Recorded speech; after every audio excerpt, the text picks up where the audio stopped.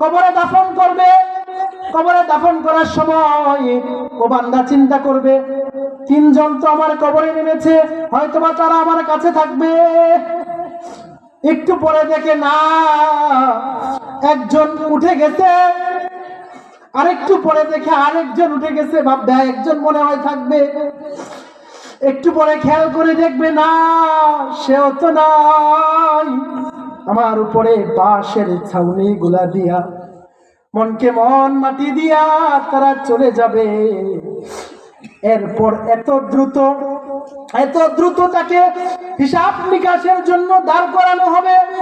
রাসূলুল্লাহ সাল্লাল্লাহু আলাইহি ওয়াসাল্লাম বলেন, বুখারী শরীফের হাদিস, হাত্তা সামিআ করআনি আলিম।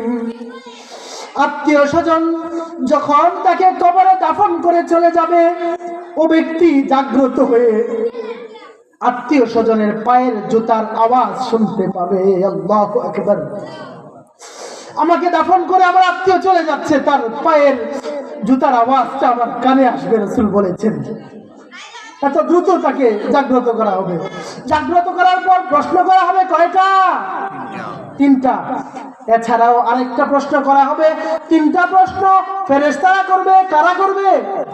নাম কি ফেরেশতার? মুনকার নাকির বলে। মুনকার নাকির মানে একেবারে অপরিচিত, যার সাথে জীবনে কোনোদিন দেখা হয় নাই।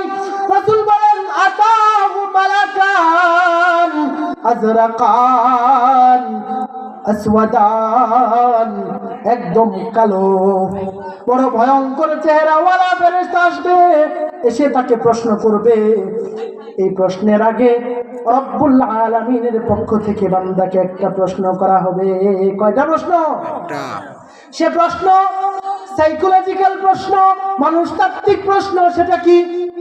নাসাই শরীফের বর্ণনা, আন জাবির রাদিয়াল্লাহু তাআলা আনহু قال قال رسول الله صلى الله عليه وسلم إذا أدخل الميت القبر مثلت له الشمس عند غروبها فيجلس ويمسح عينيه ويقول دعوني أصلي। ওই ব্যক্তিকে জাগ্রত করা হবে। জাগ্রত করার পর সে ঘুম থেকে জাগ্রত হয়ে দেখবে সূর্য ডুবে ডুবে অবস্থা। কি অবস্থা? সূর্য ডুবে ডুবে অবস্থা। এখন বলেন, এটা কোন নামাজের সময়? আসরের নামাজ শেষ হয়ে যাচ্ছে। মনে করেন ঘুমিয়ে গেছেন, ঘুম থেকে ওঠার পর আসরের নামাজের সময় চলে যাচ্ছে। আপনার যত কাছের মানুষ আসুক না কেন, আপনি কি বলবেন?